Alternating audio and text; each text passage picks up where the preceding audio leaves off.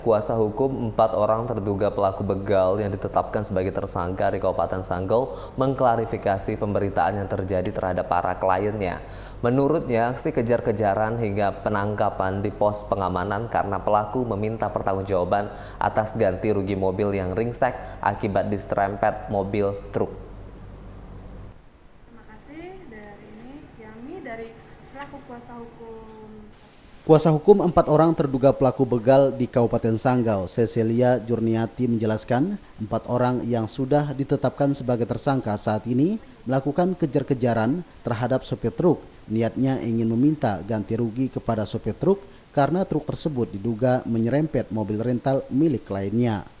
Kejadian bermula saat truk tersebut menyerempet mobil pelaku. Karena mobil ringsek, para pelaku sempat turun dari kendaraan untuk meminta pertanggungjawaban. Namun sopir truk tersebut malah memacu kendaraannya sehingga untuk mengejar truk tersebut, 2 penumpang lainnya sempat tertinggal.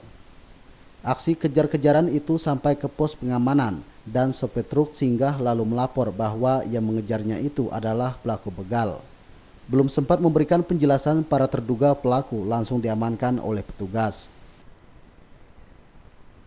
Sebenarnya dari klien kami ini, mereka itu bukan untuk melakukan pembegalan, tetapi dari mereka ini hanya niatnya ingin minta ganti rugi terhadap supir truk yang awalnya itu berawal sebenarnya ini dari awal mulanya itu dari kendaraan mereka ini yang pertama itu diserempet.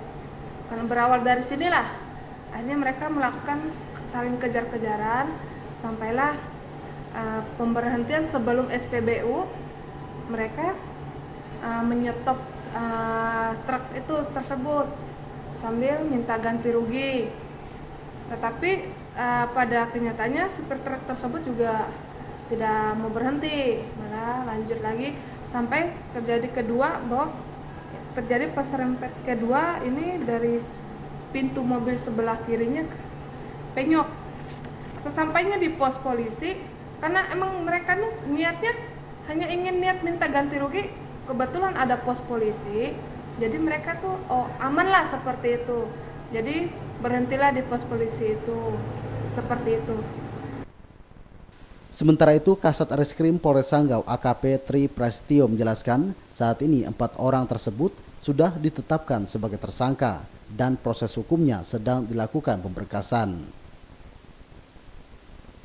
Dari Kabupaten Sanggau, kontributor YTV Bobi Rianto mewartakan.